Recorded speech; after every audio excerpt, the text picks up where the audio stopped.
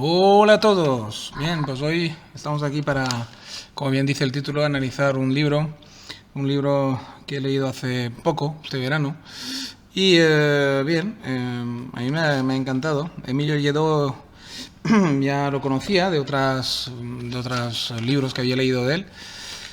Es un filósofo español, un profesor. Si leemos la biografía, pues nacido en Sevilla en 1927, estudió filosofía y filología clásica en la Universidad de Madrid y Heidelberg, en Alemania. Este hombre, que ya tiene, ya veis, una edad realmente considerable, creo que todavía vive, hizo una recopilación en este libro de algunos escritos suyos, que recopiló en algunos periódicos donde colabora de columnista durante años. Y realmente es muy interesante comprobar cómo algunas veces sus escritos han sido visionarios, realmente, ¿no? Y han adelantado décadas, a veces, los acontecimientos que estamos viviendo hoy en día, ¿no? Tengo que reconocer que todos los que tienen una educación clásica, sobre todo en filosofía, filología clásica, etcétera, que han estudiado a fondo el mundo greco-romano, que al final es nuestro mundo, nuestra cultura, de donde provenimos todos, tienen una ventaja sobre los demás que realmente normalmente suelen ser mucho más clarividentes y mucho más, digamos, suelen tener una claridad y suelen, digamos, en su análisis y en la forma que tienen de enfocar las cosas, tener ese plus, ¿no? Que hay que reconocer que yo con mi gran amigo Joan siempre tengo esa discusión, ¿no? De si es necesario haber pasado por clásicas para poder pensar bien o no, o tener un pensamiento crítico de más calidad o de menor calidad.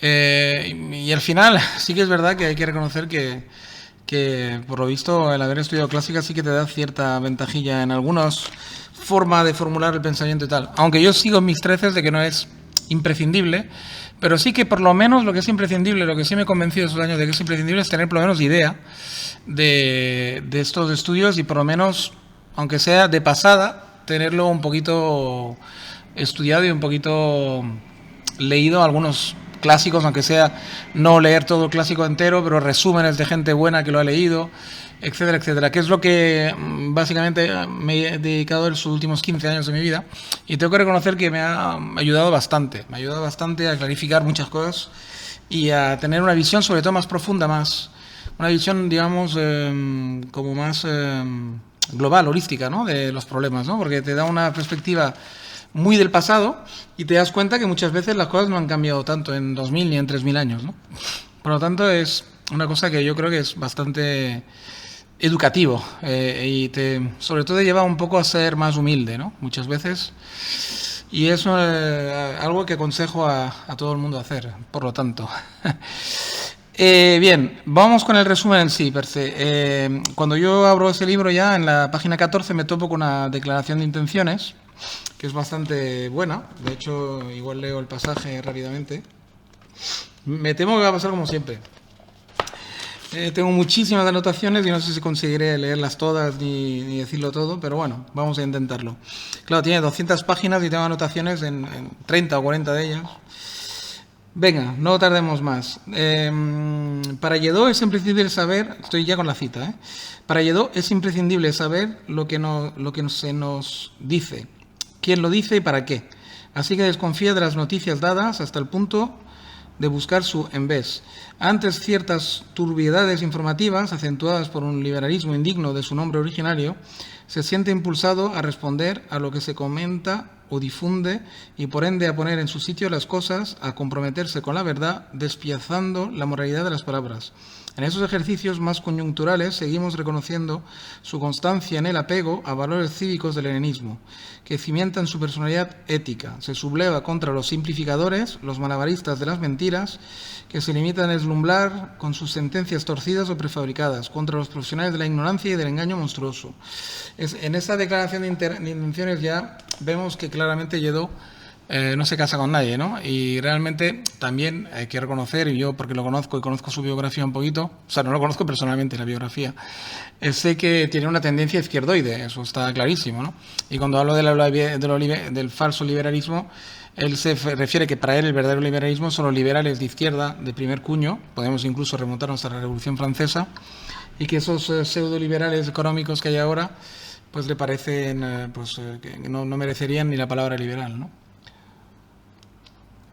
Por lo tanto, disparamos ya de entrada fuerte. En la página 15, justo después, encontramos otra pequeña cita donde reivindica lo greco-latina, ¿no? A los últimos exiliados cuya poderosa voz, aunque sorprenda constatarlo, sigue estando ausente en nuestra cultura y parece definitivamente enterrada. Lledó recupera sus enseñanzas que, en lo mejor de la tradición greco-latina, crearon una cultura nueva y viva, abierta y libre, sin censuras, que, como él reclama, debería recobrarse para que se sedimentara en nosotros lenta y duradamente. Sí, bueno, de forma duradera. No sé si hay una falta en la edición, porque me ha costado leer la palabra, ¿verdad? Bien, o sea que aquí ya entramos, hemos entrado de lleno en el mundo Lledó, en el mundo greco-latino, en que él piensa que hay que, digamos, pues reivindicar todas esas enseñanzas y que nos dan cierta luz a la actualidad. Luego nos vamos a la página 21, o sea, para entender la actualidad de nuestras vidas, claro. Página 21 explica el mito. Explica, digamos, que el mito es necesario y habla de todos los tipos de mitos, me imagino, mitos religiosos, mitos pues como los había en la antigua Grecia y Roma. Son necesarios si se saben interpretar bien y el maestro que te los explica te da a entender y te da las herramientas para que tú mismo, con tu propio pensamiento, seas capaz de analizarlas y de extraer de ellas sabiduría, ¿no? Porque si el mito se convierte en una especie de sentencia donde uno no se puede mover ni un pelo del guión que le han escrito, ya entramos en otra cosa, ya entramos en digamos, dictaduras, ya entramos en perversiones del mito, ¿no? Y, por ejemplo, él dice, el mito alumbra e inspira, ¿no? Pero es siempre un paso previo en el camino del conocimiento. Enseña libertad, si no se impone por la fuerza, si no cae en manos de sectas y fanáticos, claro, se puede convertir en fanatismo el mito, que corroen desde la infancia el cerebro de los que de alguna forma dominan, para hacer olvidar el camino más largo, más duro, más interminable, más hermoso del pensar. Hay que mantener el estímulo de las palabras míticas para saber que esas palabras no acaban en ellas mismas, abren camino, pero no son el camino, que con la educación, con la paideia, que es cultura y no aprendizaje, hay que andar para ser ciudadanos de una polis libre, de una política en la verdad y en la siempre imprescindible justicia. O sea que de alguna forma se reafirma, ¿no?, el pequeño pasaje que he leído sobre lo que os acabo de explicar. Página 27, ¿qué tenemos? El concepto de decencia, el bello bueno.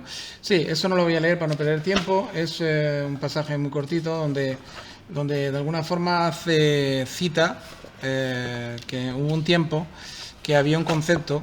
Es muy bonito de leer el pasaje, os lo invito a los que vayáis a comprar el libro, que el concepto, digamos, bellibueno era un concepto muy poético, hay todo un poema ahí, no sé si extraído de la Ilíada o de alguno de estos mitos, y realmente que halaga la belleza, ¿no? Y que halaga, digamos, lo bellibueno. Se ve que había una palabra en griego que era exactamente bellibueno, ¿no? Que hoy en día dice que, bueno, como mucho podemos aspirar a ser decentes, ¿no? La decencia sería lo que reemplaza al bellibueno. Luego sigue, página 28, justo después, tenemos la melancolía. Habla de la melancolía como cada ser pensante que profundiza un poquito en el pensamiento y tal y cual, pues de forma inevitable cae en la melancolía, que es la compañera de todo hombre que piensa y reflexiona sobre la vida, ¿no? Pero que no hay que caer en la creencia de que la melancolía es mala, sino que la melancolía puede ser buena y un buen aliado si la sabes manejar y sabes, digamos, tenerla de compañera, de buena compañera, ¿no? No de mala, porque si no puedes caer pues, en depresiones, etcétera, pero que si la sabes manejar es buena compañera. Luego vamos a la página 32, 33... 32-33, donde tenemos unas dos menciones que subrayo. Cita lo bello, lo bello que es este animal que habla, ¿no? Que somos nosotros, evidentemente, ¿no?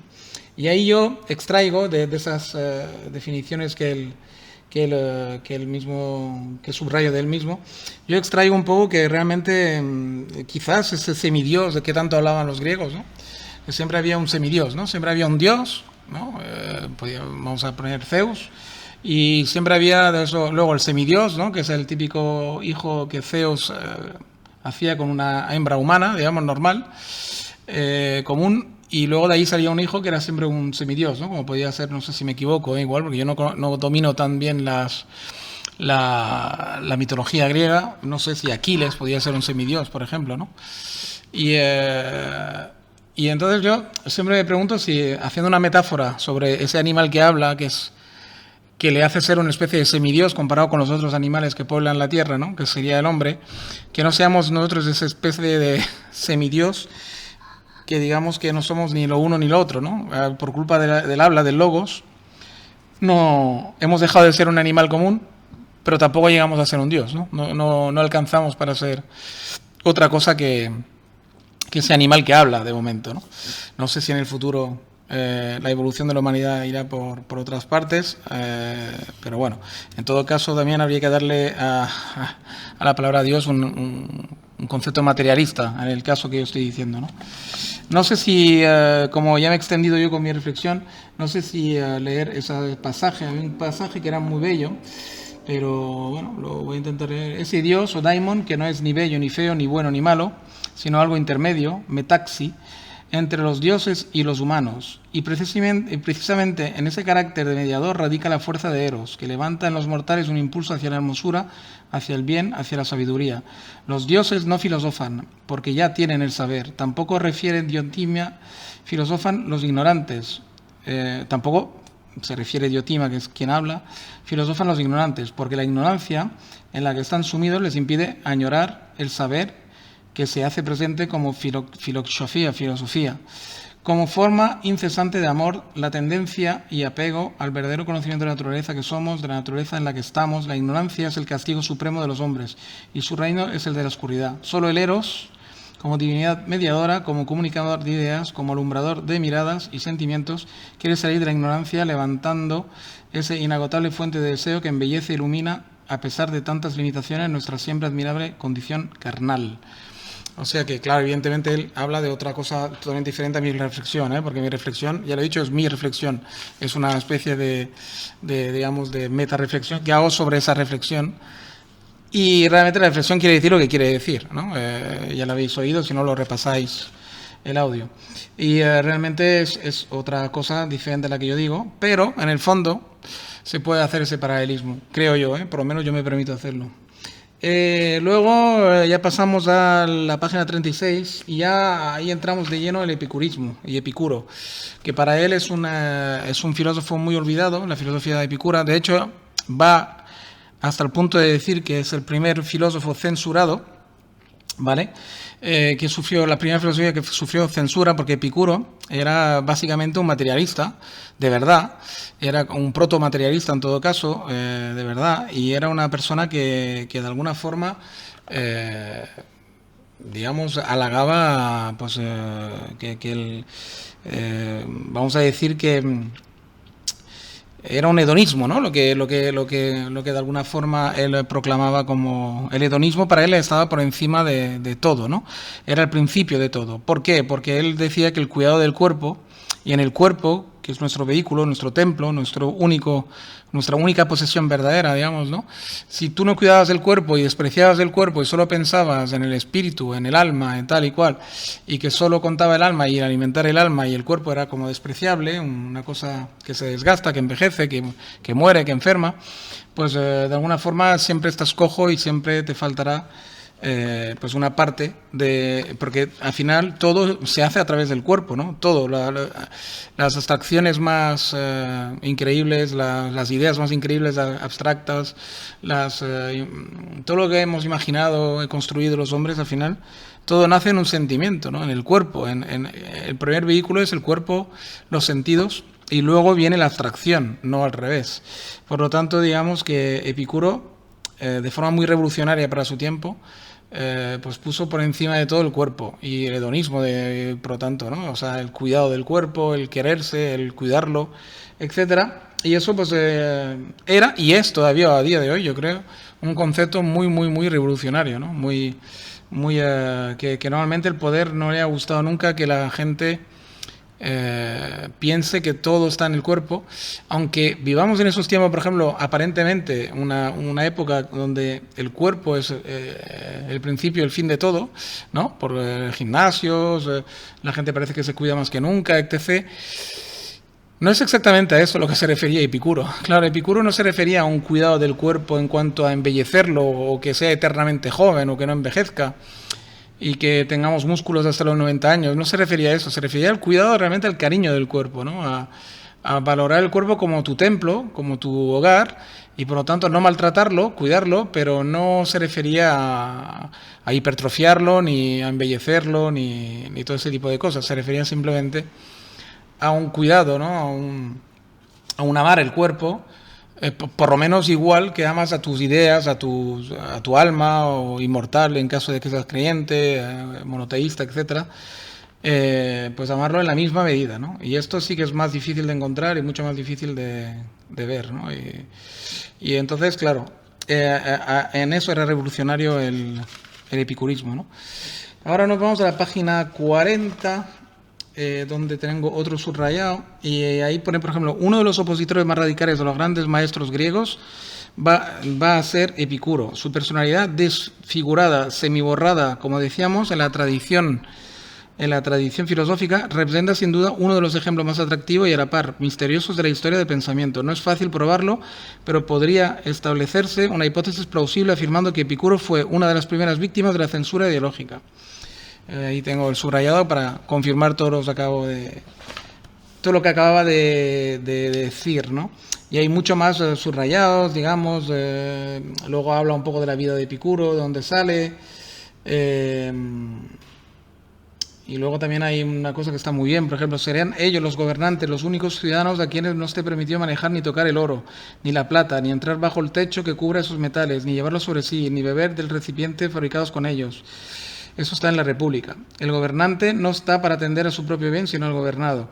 Esa teoría llena de buena voluntad había sido, desgraciadamente, contradicha por la práctica, y Epicuro entendió que era necesario arrancar de otros principios muy distintos para la educación de los guardianes, de los vigilantes y cuidadores del zoológico humano. Por eso él, de alguna forma, le dio la vuelta un poco a lo que escribió Platón en la República, porque, claro, esos ideales tan maravillosos son prácticamente inalcanzables, ¿no? Y él pensó, Epicuro, que si educamos a la gente desde el amor a sí mismo, a su persona y a su cuerpo, y por lo tanto que pusiera en el mismo plano, digamos, ese amor por lo corporal, pues también las aspiraciones tan idealistas rebajarían y se equilibrarían y harían, pues serían como más humanas, ¿no? Más a medida humana, más posibles, ¿no? De alcanzar, porque lo de Platón era tremendamente idealista, tremendamente difícil, exageradamente inalcanzable, ¿no? Luego tenemos la página 43, en la página 43 ya lo hemos leído. Sí, claro, él dice también que en una mente, digamos, infeliz y al mismo tiempo es de alguna forma creadora de infelicidad. Es decir, si tú pones ideales tan grandes, que es lo que hizo después el cristianismo, que recogió prácticamente línea por línea muchas ideas ya platónicas. Si tú pones, digamos, el listón tan alto, al final lo que creas es infelicidad, porque es imposible de alcanzar, ¿no? Es un poco, pues, salvando toda la distancia, lo que está ocurriendo hoy en día con el feminismo ¿no? Que pone el listón tan alto de cómo se debe comportar un hombre, que evidentemente, pues, está destinado a fracasar, ¿no? Porque no puedes poner un ideal con un listón tan alto. Tienes que hacer las cosas a medida siempre más humana para que funcionen, si no, no funcionan, ¿no? Epicuro escribió sobre esto un libro perdido que lleva el título de Canon. Desgraciadamente la censura o lo que sea, pues lo perdió, ¿no? Era un libro con reglas bien claras de cómo se podía hacer una filosofía, pues, más humana, más acorde y más propensa a que se pudiera cumplir, ¿no? Luego tengo otro en la página 45. Otro subrayado que está muy bien, que dice lo siguiente: una libertad que es, por supuesto, una libertad de poder pensar. El ya tradicional tema de la libertad de pensamiento es hoy una de las cuestiones capitales de la sociedad y una de las frases hechas que habría que deshacer, porque esa deseable libertad de pensamiento no tiene nada que ver con que podamos decir lo que pensamos, sino con que podamos pensar lo que decimos. Para ello es necesario que nuestra mente no esté corrompida por los mensajes recibidos a través de una información sectaria, padecida en tantas escuelas, cuya misión no es formar seres humanos libres, sino sectarios de una ideología, fanáticos de una religión o de un partido político, o de un pensamiento, etcétera, etcétera, añadiría yo. Y es exactamente lo que estamos viviendo hoy en día. Lo estamos viviendo con todas las polémicas que yo tanto he hablado en mi canal en los últimos tiempos. Es decir, estamos viviendo un sectarismo, y esto ocurre porque la gente pues, no ha aprendido a pensar, sino que se cree que tiene libertad para decir todo lo que piensan, ¿no?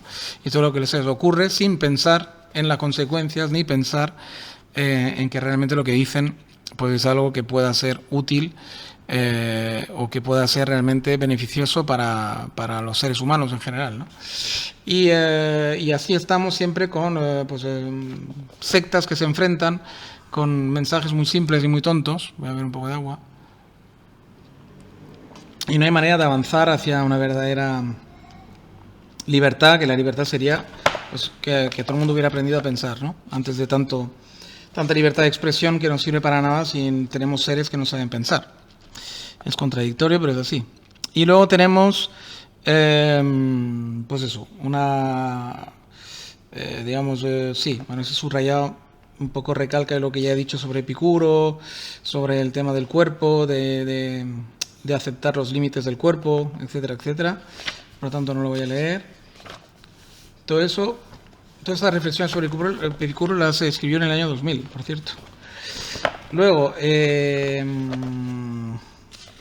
tenemos otro apartado que nos vamos ya a la página 56 y aquí tenemos una cosa muy bonita que hace etimología de la palabra armonía, donde dice que armonía son cosas que se ensamblan, que se encuentran, ¿no? Y eso me pareció muy bonita también. Luego en el 57 hace una primera referencia a la música como digamos... es que es una cosa muy bonita porque se mete realmente en cómo la máscara al principio, en la época griega, ¿no? Grecolatina, pero sobre todo en la griega, me imagino que él se refiere, era una cosa mítica porque realmente la máscara tiene un significado muy profundo, ¿no? Era como esa persona que no tiene logos todavía, y que hasta que alguien no se la ponía y la animaba con palabras, era como simplemente un intento de ser persona, ¿no? Un esbozo, pero que todavía no tenía esa alma, ese logos, esta palabra, ¿no? Y solamente cuando hablaba a través de una persona, esa máscara, pues era considerada persona, ¿no? Y que realmente una persona, por lo tanto, es la persona, esa cosa que habla, ¿no? Si no eres persona, ¿no? Es bastante... Y la música, como necesita ser interpretada por una persona, pues realmente hace parte casi ineludible de la humanidad, ¿no? Es una forma de hablar, ¿no? La música. Entonces, de alguna forma, pues está realmente muy bonito. De la forma que lo pone, de hecho, es eso, ¿no? Por cierto, esta palabra que señala un momento singular del hombre, de ese animal que habla, que se hace al hablar, está también emparentada con el lenguaje y los sonidos. La máscara se llamaba persona, a la máscara la llamaban persona. A través de la inmóvil boca de madera personaba una voz que decía o cantaba sonidos acordados a ese murmullo interior que alentaban a aquellos espectadores silenciosos. O sea que es bastante curioso, ¿no? Como el significado que tenía la máscara. Luego ya nos vamos a la página, ya me voy a la página 61 y tenemos aquí una de estas cosas premonitorias. Fíjate que se lo escribe en 1994, ¿vale? Y dice: el día en que nuestros ojos, alumbrados únicamente por los fogonazos de los esperpentos electrónicos de imágenes desde la nada, dejen de añorar la serena visión de las letras, habrá empezado otra vez la edad oscura de la piedra. Es bastante curioso, es saber que en 1994 no era tan fácil adivinar que todos íbamos a tener un teléfono móvil, que todos se podía intuir que las cosas iban por ahí, porque ya empezaba a haber ordenadores personales, aunque muy ortopédicos, etcétera, pero era difícil intuir todavía que íbamos a estar tan enganchados a las pantallas y que íbamos a tener pantallas de todos los tamaños, etcétera, para poner en el bolsillo, para tenerlo en los ebooks, etcétera. No era tan fácil adivinarlo y él ya lo premonizó, ¿no? Y me pareció subrayable, de hecho, ¿no? Y él, para él, cuando empezara esa edad, empezaría la edad oscura, ¿no? Otra vez, la edad de la piedra, dice. No sé, esperemos que se equivoque. En la página 66 hace etimología de la palabra teoría y de la palabra idea. Dice que tiene que ver con ver, de hecho, y eso es se enlaza con lo que ha dicho antes de Epicuro y de volver un poco a nuestro cuerpo, ¿no? Y de ser más humildes, porque, por ejemplo, la palabra teoría, que ahora parece que es una palabra científica, que solamente se puede utilizar en cosas muy sesudas, y la palabra idea más todavía, en realidad tenía que ver ambas con ver, con mirar, con los ojos. Es decir, que nos vuelve un poquito a que seamos un poquito más humildes, ¿no? Dice, el término teoría estuvo también atado a la realidad de nuestro cuerpo, de la misma manera que leigen, decir, era esencialmente emitir sonidos a través del cerco de los dientes, que llevasen un aire semántico. Foné, semantiqué, teoría, significó, antes que nada, mirar, ver con los ojos del cuerpo. Luego, idea, que era eidos, idea, significase el principio de lo que se ve. Etimológicamente, los términos griegos eidos y idea se escribieron con un diagrama inicial, equivalente a la V latina que encontramos en el verbo videre, que tiene la misma etimología que idea. Por lo tanto, eso también nos retrotrae a ser más humildes, ¿no? Página 73, difícil entender un texto solo por lo racional. Vale, aquí también, claro, hace ver que solo por la razón a veces es complicado entender un texto, porque habría, según él, que conocer también un poco lo que motivó o el carácter del escribiente, ¿no? Bueno, eso es una teoría muy suya, la he subrayado porque me pareció curioso que él dijera esto, pero no me parece que sea en contradicción con todo lo que él cree y piensa, ¿no? En la página 74 tenemos otra etimología interesante. Por ejemplo, él dice que tanto que cuando se pretendió sacralizar toda una experiencia religiosa, se llamó Biblia, libros, por excelencia, esa forma de lenguaje que le permitía permanecer como letra, en la conciencia asombrada y respetuosa de sus lectores. O sea que Biblia quiere decir libro, o sea, era el libro, ¿no? Y por lo tanto hay que ver lo sagrado que era el libro y la palabra escrita en aquellos tiempos, ¿no? Tan sagrada era, y eso antes de la imprenta, evidentemente, que le llamaron Biblia a ni más ni menos que el libro sagrado de los cristianos, ¿no? De la nueva religión. Luego nos vamos a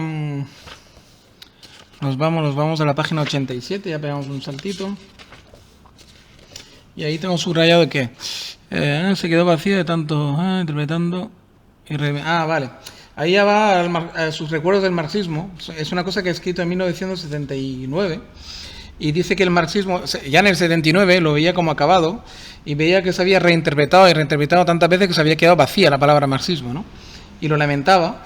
Y en un pequeño subrayado, no sé, pone aquí algo así como: de lo más fundamental del principio que alimenta la obra de Marx, un ejemplo curioso, casi pintoresco de todo esto, ha tenido lugar cuando, después de decenios de sabrosas teorías de genialidades interpretativas, la sola palabra marxismo ha aparecido en el horizonte de la política práctica como un leve signo desnudo e indefenso, que se podía rechazar o aceptar según las circunstancias y los realismos o oportunismos de diversos cuños. O sea que al final se ha vaciado de contenido la palabra marxismo de tanto interpretarla, reinterpretarla, y que al final hay que ver que cada planteamiento teórico, como era el marxismo, era uno de ellos, siempre tiene que estar apegado a lo real, ¿no? A lo práctico, ¿no? A la vida real de los hombres, ¿no? Si se trata de interpretarlo, de cambiarlo y de que toda interpretación y toda lectura sirva en definitiva para organizar la sociedad y para seguir buscando colectivamente esa vieja utopía que también es una palabra, la felicidad, sin ella, sin esa esperanza de equilibrio colectivo, no tiene sentido alguna de las supuestas presiones de los signos y sus interpretaciones. Digamos que nos acabamos perdiendo en las interpretaciones, en los signos, etcétera, y al final siempre se queda como aparte el gran objetivo que tienen esas ideologías cuando se crearon y cuando lo escribieron, que es intentar que la humanidad progrese hacia un cierto equilibrio, ¿no? Y hacia una cierta felicidad colectiva, ¿no? Y eso es una interpretación que hizo en el 79. O sea que imagínense si acertó de lleno. El marxismo no solamente se ha quedado vacío de contenido, sino que se ha quedado huérfano de ningún país que prácticamente lo practique, ¿no? Ni lo intente. Aparte de Cuba, Venezuela, pero son cosas realmente ya que de marxismo tienen bien poco. Tienen más de dictadura pura y dura que de marxismo, ¿no? Luego en el página 90 entramos de lleno en Antonio Machado, y ahí está muy bien porque Antonio Machado tiene unas cuantas genialidades ahí que vale la pena reseñar, ¿no? Por ejemplo, hace ver que la poesía de Machado, ahora ya lo leo, en la poesía de Machado no solo se habla de la intimidad de un escritor que quiere saber de las soledades y galerías de su alma, sino que además se hace resonar la historia del país en el que queríamos pertenecer y que late en el fondo de una agenda abandonada, maltratada, de un pueblo que, durante más de 4 siglos, había sido entontecidos por la torpeza e ignorancia de los que tenían el poder político e ideológico, por la falta de escuelas, por la Inquisición. Los vencedores del patriotismo, de trapo, predican otra España muy distinta de la que Machado soñaba y que apenas tiene que ver con la real. Nada hay más siniestro que el empleo de la palabra patria cuando no sabemos qué quieren decir los que nos la imponen y qué ganancias sacan quienes sistemáticamente la utilizan. O sea, ahí ya vemos su signo claramente de izquierda y cómo, digamos, él evidentemente estaba a favor de una interpretación, pues, Machado, más apegada a lo que podía ser la República Española, ¿no? Y la izquierda española, que no la derecha, evidentemente, y lejos del nacionalcatolicismo, ¿no? Y esa crítica está muy bien para centrarnos en que Antonio Machado, por lo tanto, no se le puede culpar de nacionalcatólico, ni muchísimo menos, ¿no? Y ahora verán que cuando escribe Juan de Mairena hay un texto que he subrayado y que voy a leer, que, claro, los que ahora se unen y que parecen que son tan, digamos, tan hermanos, ¿no? Los nacionalistas catalanes y vascos con la izquierda española más extrema, que se supone que es la heredera que ellos mismos se quieren hacer autoherederos de la República Española, que fue derrotada en aquellos tiempos, ¿no? Y que se supone que todos querían alcanzar, vascos, catalanes, nacionalistas, y la izquierda que dice representar Podemos, Sumar, etcétera. Pues ahora Antonio Machado, que supongo que es una lectura casi obligada si eres de izquierda en este país, pero claro, solo hacen una lectura parcial de Antonio Machado porque en su Juan de Mairena, Machado decía así: como me refería a la memoria y de paso a la actualidad de Juan de Mairena, eso lo dice ahora Lledó, ¿vale? Sobre un pasaje que va a leer de Machado en Juan de Mairena, que es un profesor, un personaje inventado en una de sus novelas de Machado. No puedo por menos de acabar esa nota con un texto de este libro, un texto que no querrán, o en el peor de los casos no podrán entender aquellos cuya mente ha sido descuartizada, manipulada por las palabras abstractas que encumbran intereses muy concretos y ganancias propias, pero es casi un deber ciudadano recordar ese texto como homenaje a su autor. Y dice así el texto de Juan de Mairena, de Antonio Machado: de aquellos que dicen ser gallegos, catalanes, vascos, extremeños, castellanos, etc., antes que españoles, desconfiad siempre.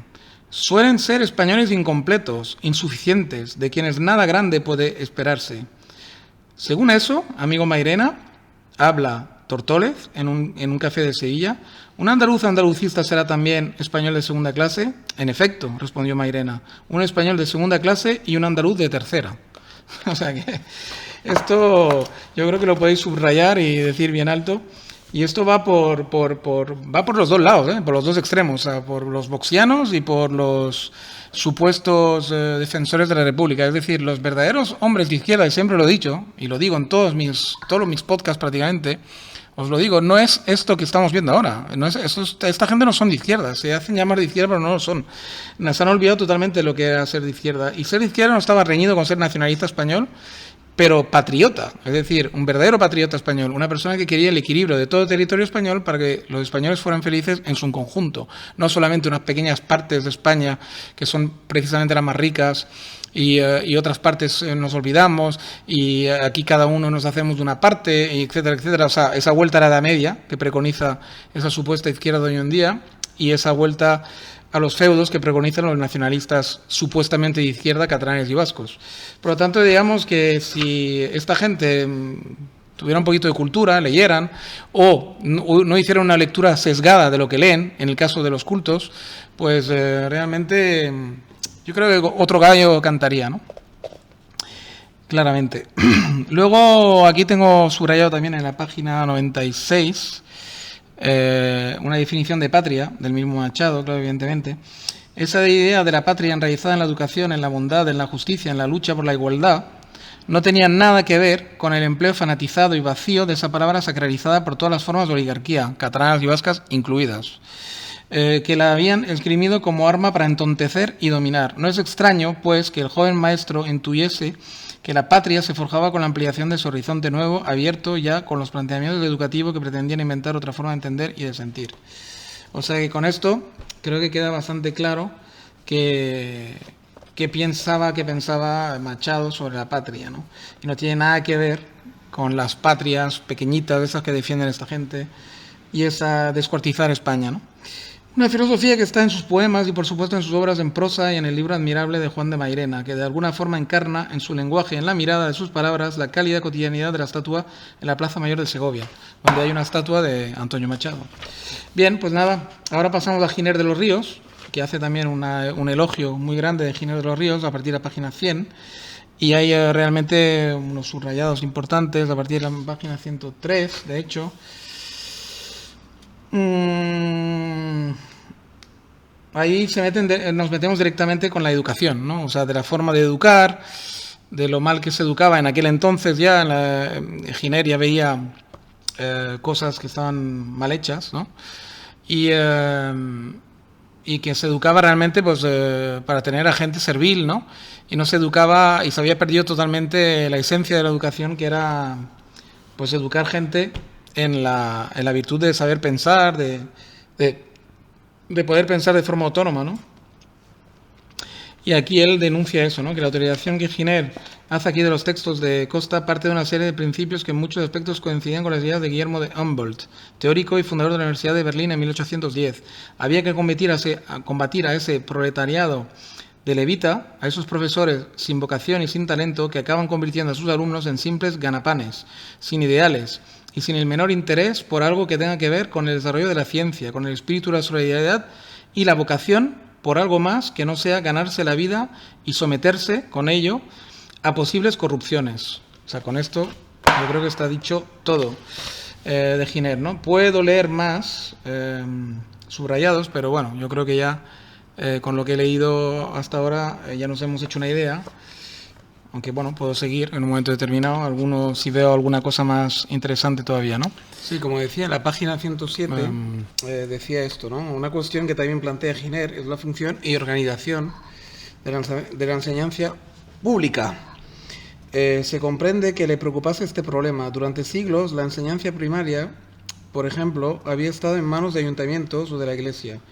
Y cuando la universidad y su organización estuvieron bajo el control del poder político, que tenía obligación de ocuparse de ella, había quedado teñida de una ideología que mutilaba la curiosidad intelectual, la posibilidad de pensar libremente y la sensibilidad. Claro, es un problema porque, y lo estamos viendo en nuestros días también, por ejemplo, aquí en Cataluña, cuando hubo todo ese problema a partir del 1 de octubre, todas esas manifestaciones, el referéndum ilegal, todo el tema en las universidades catalanas no se podía disentir. El poder político de todas las universidades catalanas, ya se han ocupado los nacionalistas de copar todas las direcciones de todas las universidades de Cataluña, están copadas por nacionalistas, y evidentemente que se han encargado de que no haya voces disidentes. O sea, aquí en Cataluña no se puede, no hay una voz disidente, o sea, no había ninguna universidad que permitía contra manifestaciones, es decir, todas las manifestaciones que estuvieran a favor de las urnas y todo esto estaban permitidas, por mucho que reventaran el campus, las clases, cerraban las puertas de las universidades con cola, con todo tipo de mesas y tal, para que no pudieran acudir los estudiantes que no estaban a favor del referéndum ilegal, que no eran independentistas y que no estaban a favor de la votación. Les impedían la entrada, el rectorado, los profesores, etcétera, pues no hacían nada para impedirlo. O sea, está totalmente cercionada el libre pensamiento en la universidad hoy en día en Cataluña. No se puede pensar por libre, no puede ser disidente, al menos de forma pública. Es decir, lo puede ser en tu casa, con los tuyos, en pequeños reductos, digamos, en la clandestinidad. Pero no puedes, de forma pública, no puedes manifestar tu disidencia, ¿no? O sea, es increíble, pero es así. Quiero decir, es tal cual. O sea, yo estoy aquí en Cataluña y lo puedo decir. He hablado, además hay una entrevista si hay que buscar muy para atrás en mis vídeos, pero hay una entrevista con un joven que le entrevisté justamente por esas fechas, más o menos, y lo dice claramente, lo expresa claramente. Él estaba en esos momentos en el campus universitario y no le dejaron entrar, no le dejaron entrar a clase, y cuando intentó, digamos, él y unos cuantos se envalentonaron, intentaron reventar, digamos, un poco la barrera física que habían puesto ellos para que no entrara la gente, pues bueno, se les abalanzaron contra ellos violentamente y los empujaron para atrás. Y nadie intervino, nadie llamó a los Mossos de Escuadra, nadie intervino en absoluto, porque se supone que los buenos eran los que impedían el libre ejercicio de la libertad de los demás, y los que intentaban ejercer su libertad pues eran los malos. Entonces hay una dicotomía aquí en Cataluña: si no eres independentista, o al menos no dejas que los independentistas se puedan expresar o que puedan, digamos, cortarte a ti la libertad de todo en nombre de un ideal, si tú estás en contra, si te enfrentas, ya eres facha, etcétera, etcétera. Y eso es el poder político, evidentemente, incluso en la universidad y en el colegio, que cerciona de raíz todo tipo de disidencia. Entonces ya no lo puede ser, ¿no? Y Giner, pues ya lo intuía, estamos hablando de años 1860, 50, ya intuía que esto iba a acabar así, ¿no? Y así ha sido. En el resto de España no sé cómo será, pero supongo que la izquierda es la que cerciona todo, por lo que veo, porque cada vez que alguien del PP quiere ir a dar una conferencia, se blinda toda la universidad para que no pueda entrar. Por lo tanto, y lo que pasa es que, a diferencia de Cataluña, en el resto de España sí que hay disidencia, y la policía interviene y realmente permite a la oposición expresarse, ¿no? Aquí no. Aquí no se puede uno expresar. Si no eres o sea, expresarte en las radios, en tertulias y tal, si te invitan, sí. Pero expresarte en la calle, no, porque te arriesgas a que te violenten. Y además, encima, el poder público normalmente no va a intervenir en tu favor, menos que corra la sangre, entonces ya sí que intervienen. Pero claro, hasta ahí podemos llegar. Y entonces sí que puede ser que encierren a un independentista y todo, que le procesen por violencia. Pero si no hay violencia física, toda la violencia verbal, incluso física, pero sin llegar a las últimas consecuencias, es permitida, en contra de los que estamos a desfavor, evidentemente. Los que están a favor no sufren ningún tipo de represión. Esos son órdenes políticos, evidentemente, políticas. La privatización era, por el contrario, el inicio de una revolución docente que podría, dice así, servir en el futuro no muy lejano, que el Estado, por encima de sus posibles inclinaciones partidistas, fuera consciente del significado más profundo de la libertad de conciencia y de la formación intelectual. Una vez más. Pero claro, esto no ocurre. Vamos a saltar a la página 112, donde tenemos aquí otro subrayado, que, claro, que las humanidades están atacadas por supuestas modernas reformas que se supone que... Claro, las humanidades hoy en día, y hace tiempo ya, son atacadas como algo obsoleto, como algo del pasado, etcétera. Y él denuncia, ya, digamos, Giner ya denunciaba ese tipo de cosas, ¿no? Aquí hay un subrayado, vamos a leerlo a ver si nos indica algo más. Vamos a ver. Algunos de los, digamos, ensayos educativos que se han pretendido hacer en esos últimos años han estado en manos de ciertos psicólogos fundamentalistas reconvertidos recientemente a la ciencia, apasionados, neófitos de pragmatescos principios de modernidad y realismo, con los que intentan combatir los planteamientos supuestamente envejecidos de las llamadas humanidades. Lo malo es que sus propuestas eran más metafísicas, pedantes y vacías de aquellas que querían combatir, ya que una buena parte de sus autores provenían de conversos de la antigua escolástica, más o menos pedagógica, que difícilmente podían disimular. O sea que, en fin, gente que se giró la camisa y que se convirtieron en popes de renovar las humanidades, ¿no? Luego, ¿qué tenemos? Que evidentemente lo hicieron con sesgos ideológicos bien claros, pues probablemente de izquierda o de derecha, según el caso. A ver, el 115... bueno, una vez más, pues, que el profesor normalmente estaría para transmitir conocimientos, pero sobre todo para transmitir interés, amor por esos conocimientos. Y en ese ideal se encierra el principio elementario de la convivencia y de libertad. Evidentemente los profesores hoy en día pues para nada están formados en ese espíritu, ¿no? Están formados simplemente para transmitir los conocimientos y poco más. Y no te metas en líos porque, claro, hoy en día, además, más hoy en día, con todos los problemas que está habiendo, pues te puedes meter en cualquier tipo de lío inesperado por intentar fomentar algo de curiosidad en los alumnos o hacer algo que se salga un poco de lo así dicho normal, ¿no? Ya pasamos ¿a dónde? Pasamos a la página 128, que tenemos otros subrayados. Vamos a ver. Bueno, en la página 121 tenemos algo también.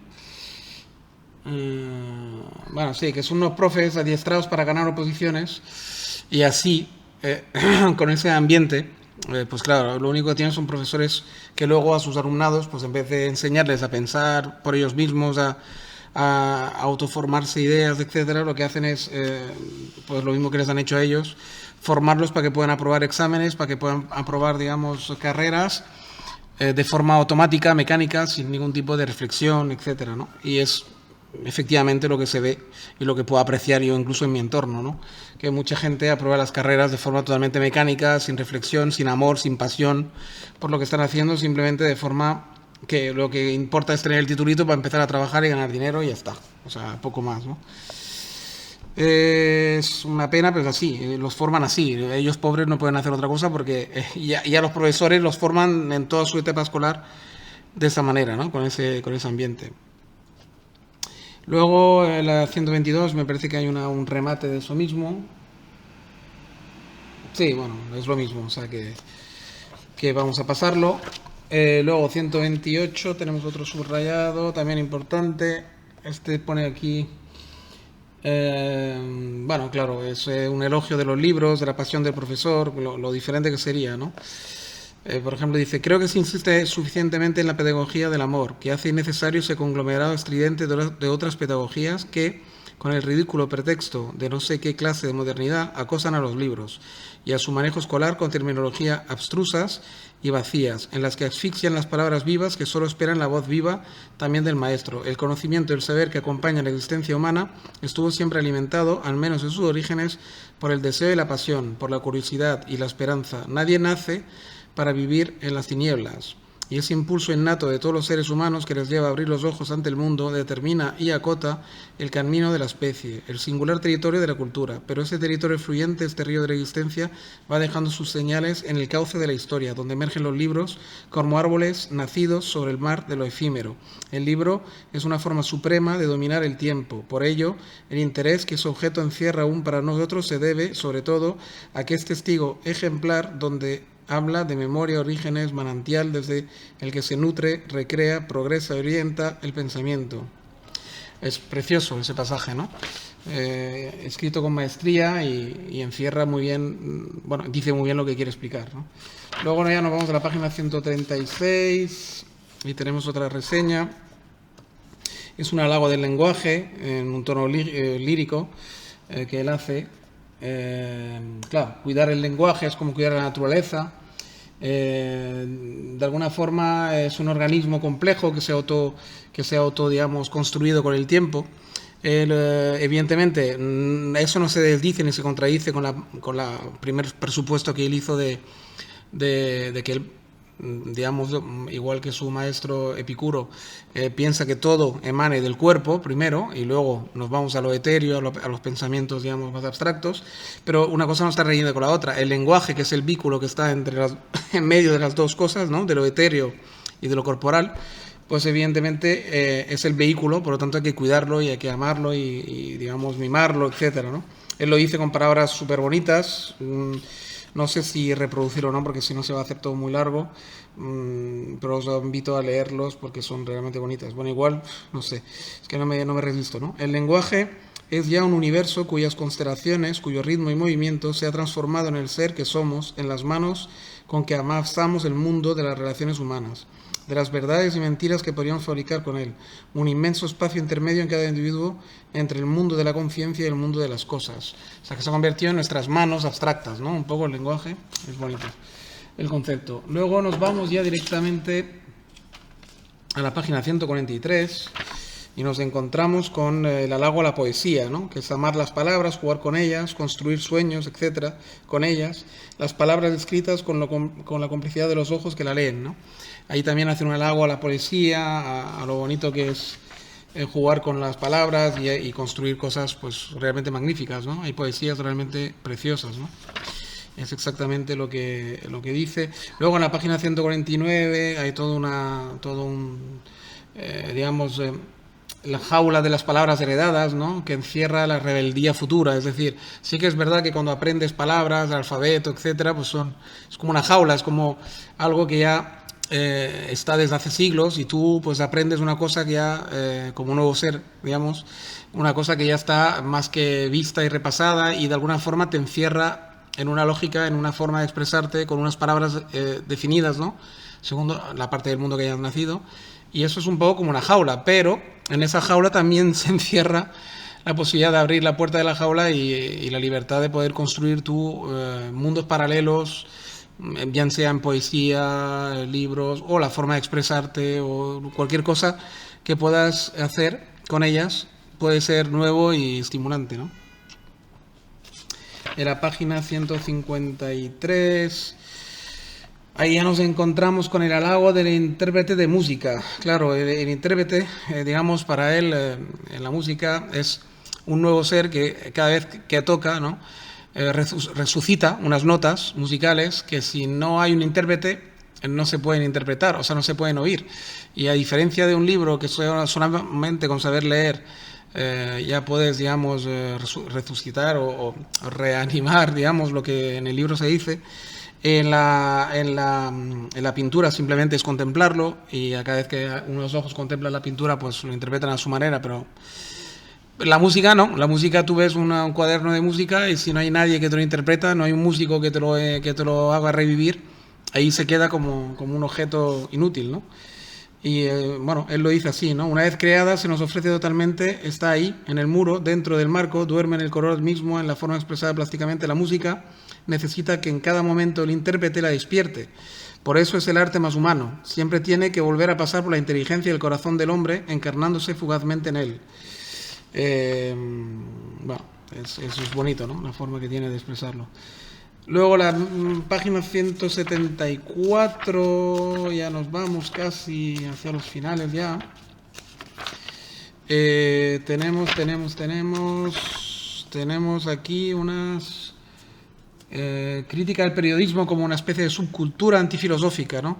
Critica que el periodismo hoy en día pues, se ha convertido en una especie de subcultura, o sea, no es cultura exactamente, es una subcultura, y que de la forma que se practica, sensacionalista, etcétera, y tal, y al servicio del poder muchas veces, servicio de la izquierda o de la derecha según la televisión que mires, pues se ha convertido en una especie en una subcultura peligrosa donde realmente se educa a la gente de forma equivocada, ¿no?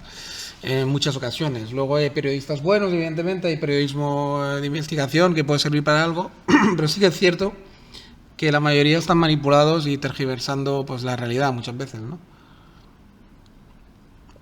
O pintándola del color de la mano que le da de comer, ¿no? Luego nos pasamos ya a la página... ¿Qué página? Página 179... Claro, hay cosas sobre posmodernismo también, pero bueno, vamos a bajar a la 179, que aquí tenemos, por ejemplo...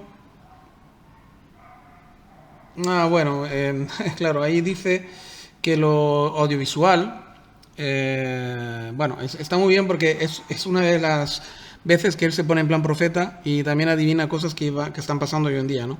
Él ya dice que tanto audiovisual, tanta imagen, tanta cosa, hará que al final...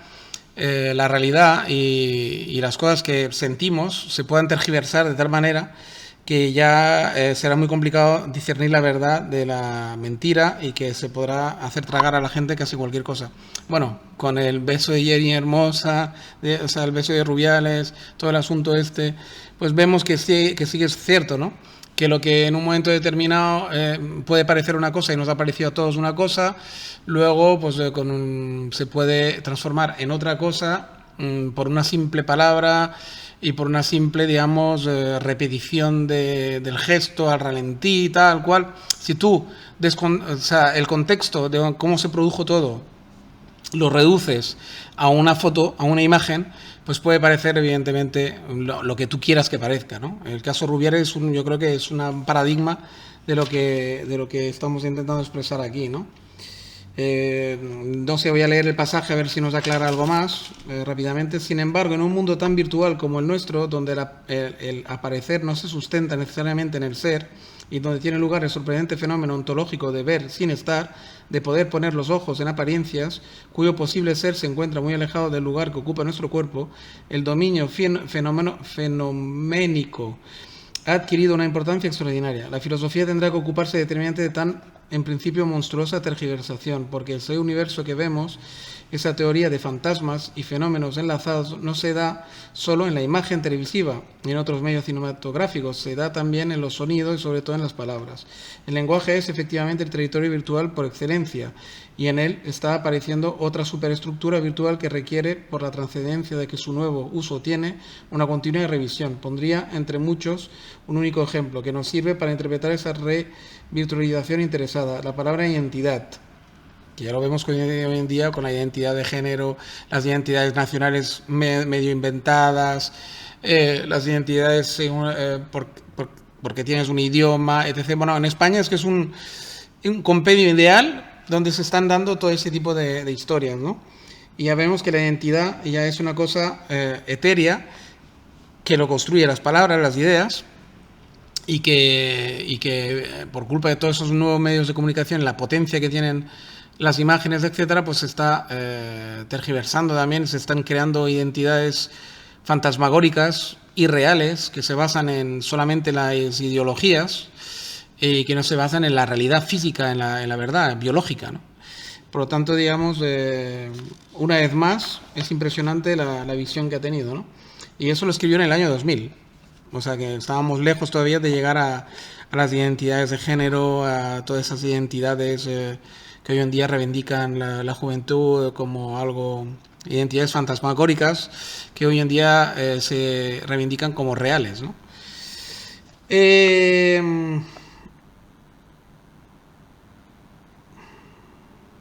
Luego nos vamos a la página 181, que, bueno, claro, ahí insiste, es que es mucho más importante el saber el qué decir, o sea, y el decir qué, el tener cosas que decir, sigue siendo hoy, como hace 25 siglos, la tarea principal del pensamiento, de toda la vida y, por supuesto, de la última década del siglo XX. La tarea de la cultura tendrá que consistir, sobre todo, en encontrar ideas, visiones, que, apoyadas en la renovada doxa de las palabras, nos sirvan para ir adelante en lo que cada día aparece como una verdadera necesidad para vivir, la del viejo y siempre nuevo ideal ilustrado, la glorificación de la inteligencia, de la libertad y de la amistad. O sea que, claro, lo importante es el qué, no tanto el cómo se dice, ni por dónde se dice, etcétera, sino el qué, si tienes realmente algo que decir, ¿no? Y eso es realmente importante, ¿no?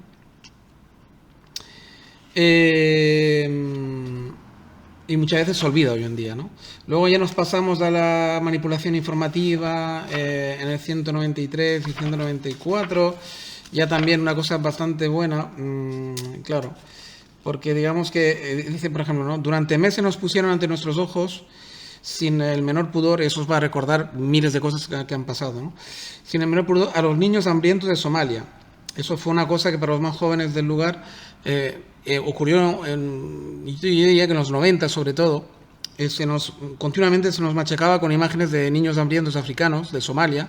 Se ve que hubo una hambruna muy grande en esa región en aquellos años y se nos machacaba con esto y bueno, y entonces dice lo siguiente, ¿no? Durante meses nos pusieron ante nuestros ojos sin el menor pudor los niños hambrientos de Somalia, ya no salen.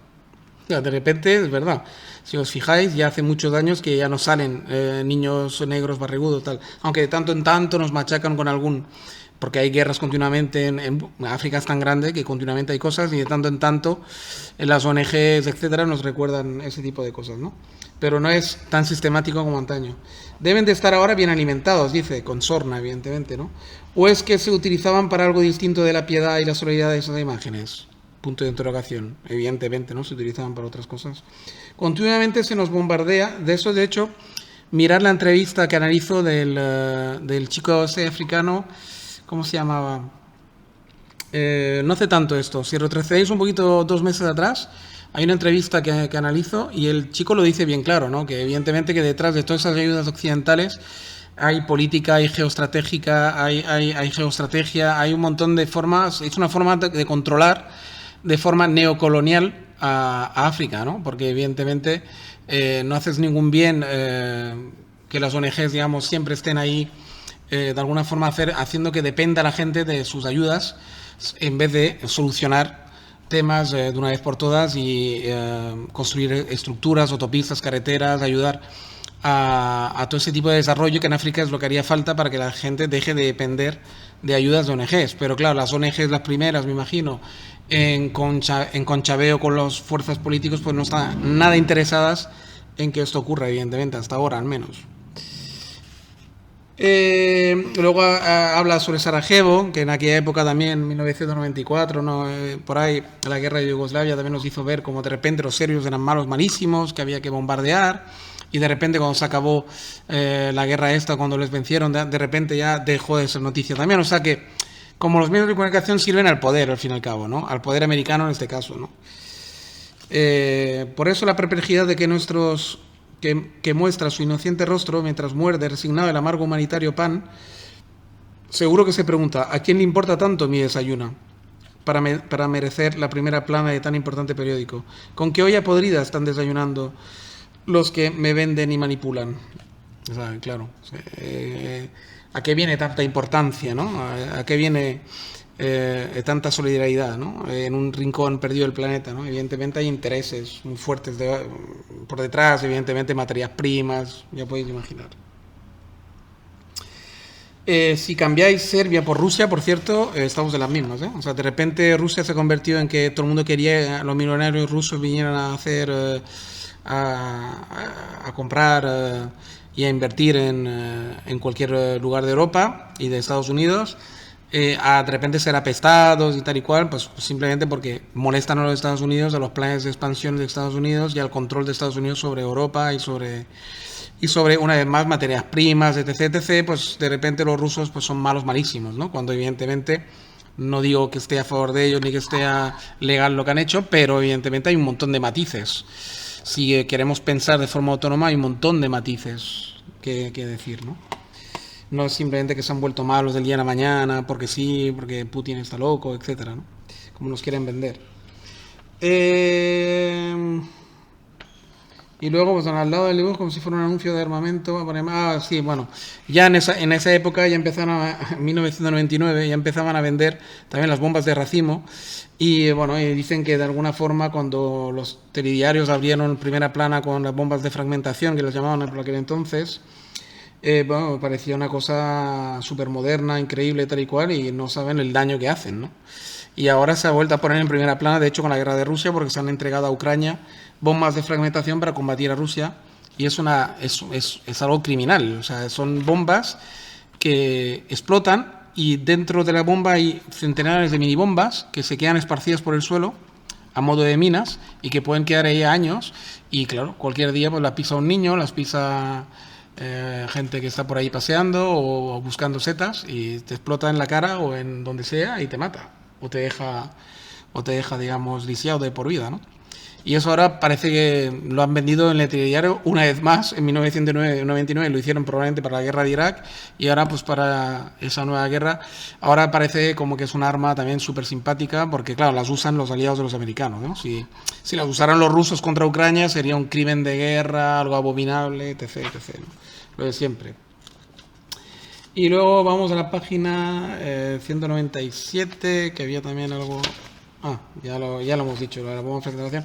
Bueno, y sigue durante unas páginas más con ejemplos de ese tipo, ¿no? De cómo digamos, de cómo digamos se puede transformar algo en bien, en mal, según quien lo usa, etcétera, ¿no? Y en la página 207 llegamos finalmente, donde pone, por ejemplo, en muchos casos el terrorismo, como eslogan publicitario con todas las tristes y lamentables excepciones, es un invento y un fenómeno de esos señores, que lo cuidan y desarrollan con extremado esmero. La creación del terrorismo como peligro universal es una de las fuentes más lucrativas para mantener encendido el fuego de la guerra, una guerra que no cesará mientras, como decía el poeta, haya alguien que saque tajada de ella. Claro, es así, ¿no? O sea, quiero decir, claro, evidentemente que mucho de los problemas del ISIS mismo se dijo y se acusa muchas veces a Estados Unidos, y no sin razón, de que son monstruos que él crea y que luego se le escapan de las manos, ¿no? No sé hasta qué punto se le escapan de las manos, ¿no? Porque la verdad es que esos fenómenos de terrorismo son muy curiosos, porque aparecen y desaparecen en momentos muy precisos y no se sabe bien por qué. De repente, pues cesan los atentados y tal. Claro, te venderán que es por la represión policial, por el mayor control, etcétera, pero es muy curioso, sí, es muy curioso y da que pensar, ¿no? Da que pensar a quién sirve realmente los terroristas al final, ¿no? A qué poder sirven, ¿no? Qué poderes fácticos, ¿no? Hay detrás del terrorismo, ¿no? Y eso es una cosa que él ya, pues, también aquí, pues, lo dice, ¿no? Pero evidentemente, claro, en todas esas cosas, supongo que también lo sabe, que hay poderosos, digamos, razones, pues, de materias primas, como siempre, al final, geopolíticas, etc., ¿no? Y luego pandemias y otras plagas. Tiene también una sección dedicada a las pandemias, porque en su tiempo, en sus años que escribió esto, había otro tipo de pandemias, ¿no? que eran el tema de la gripe porcina, etc. Bueno, ya se agitó al mundo con muchas pandemias, prueba a la que hemos sufrido, ¿no? Y también se pregunta también hasta qué punto, pues, son peligrosas estas pandemias o lo fueron, etcétera. ¿Qué poderes se beneficiaron de asustar? Porque en las pandemias previas a la que hemos tenido no acabó de ser una cosa que se convirtió en pandemia, realmente eran como una cosa que mundialmente se asustaron mucho, sobre todo con la gripe porcina, y finalmente se quedó en algo bastante local, ¿no? Entonces dice, tal vez la más importante sea la corrupción política, fruto de una corrupción de la mente, de la conciencia, de la sensibilidad y del compadreo para defender los intereses, casi siempre oligárquicos, de ciertas degeneraciones de la partitocracia. Eso supone no solo la impunidad de la desvergüenza, sino, lo que es más grave, el deterioro y podredumbre del propio cerebro, de la propia personalidad. Claro, es decir, es que las oligarquías locales, nacionales, etcétera, pueden transformar muchas mentes, ¿no? Y donde antes decía Z o decía A y etcétera, y hay miles de ejemplos de esto, ¿no? Hay miles de ejemplos de esto. Precisamente el poderío industrial y científico de algunos de los grandes países europeos se debe al cuidado que han tenido en desarrollar una enseñanza pública que daba las mismas oportunidades a todos los ciudadanos. ¿No es esa igualdad uno de los ideales de la democracia y contra la que en esos países no han podido competir las instituciones privadas animadas muchas veces por sectas e ideologías que se alimentan con las peores formas de reaccionalidad, de discriminación, señoritismo y fanatismo? Los que han tenido la suerte de vivir en alguno de esos países descubrieron la libertad, la pasión por el conocimiento y la creatividad que se estimulado en esos centros públicos de enseñanza que, a pesar de tantos cambios, siguen creyendo en la educación como el capital más productivo del progreso social. Eso es cierto, pero hay que tener cuidado porque aquí, por ejemplo, en Cataluña estamos viviendo como los poderes, la escuela pública está eliminando el español de la vida pública desde la infancia, está, por ejemplo, manipulando las mentes de los infantes para hacerles creer que la guerra civil fue poco más o menos que una guerra entre Cataluña y España. Hay profesores que dan esa materia dando a entender que fue algo así. Es decir, que cuidado con lo público porque según quien maneje eso público, si son ultranacionalistas, oligarquías ultranacionalistas, como pasa aquí en Cataluña, pues también puede ser el enemigo del pueblo, el colegio público. O sea que, ojito, no siempre es bueno. O sea, aquí porque él siempre hace la comparación con lo que le ha tocado vivir, ¿no? Con el nacionalcatolicismo, el franquismo, etcétera, que sí es verdad que en sus escuelas privadas competía directamente con la escuela pública que estaba manejada, en teoría, con gente más de izquierdas, ¿no? Y había un choque ahí. Pero cuidado que a veces la escuela pública es la enemigo del pueblo. Claro, según quien maneje el cotarro. Puede ser muy público, lo que tú quieras, pero puede ser también muy reaccionario. Una escuela pública. Al final, pues bueno, todo ese tipo de cosas, pues al final lo que quieren es coartar al individuo y la libertad, ¿no? Es lo de siempre, ¿no? Y eso puede venir de la izquierda, de la derecha y tal y cual. Él solamente siempre señala más bien a la derecha, pero claro, también puede venir de la izquierda. Pues bueno, aquí hemos acabado el resumen. Espero, como siempre, que os haya gustado. No me ha salido muy largo, espero, porque lo he intentado resumir lo máximo posible. Ya veis que Emilio Lledó es un tipo que vale la pena de todas formas. Yo destacaría sobre todo, pues eso, su amor a Grecia, a lo greco-romano. Y realmente, pues sí, yo estoy de acuerdo con él que un estudio de lo griego y de los textos antiguos y saber un poco los filósofos, estudiar un poquito los filósofos griegos, los presocráticos y los socráticos, etcétera, pues sirve para ampliar, pues eso, el telescopio, ampliar un poquito la visión que uno tiene del mundo, ¿no? Te hace más rico al final y con eso pues más profundo, ¿no? En muchos aspectos, ¿no? Y luego, pues sí, ya veis que el tipo es realmente un gran filósofo, un gran pensador al menos, una persona que realmente pues está dejando huella, ¿no? Y yo, para mí, uno de los mejores, junto con Sabater y con algunos más que me gustan en España. Eduardo Marina, creo que se llama, o Juan Marina, el Marina ese también, que también es muy bueno. Hay 3 o 4 pensadores en España que realmente creo que valen mucho la pena y Lledó estaría entre ellos, desde luego. Pues nada, espero que lo habéis disfrutado. Como siempre, os emplazo a un próximo podcast. Y eso, agradecer a un puñadito de suscriptores nuevos que os habéis apuntado en las últimas 2 semanas. Animaros a que lo hagáis, los que todavía no lo habéis hecho. Y venga, y nos vemos en un próximo podcast. Cuidaros mucho, como digo siempre. Un saludo, chao, chao.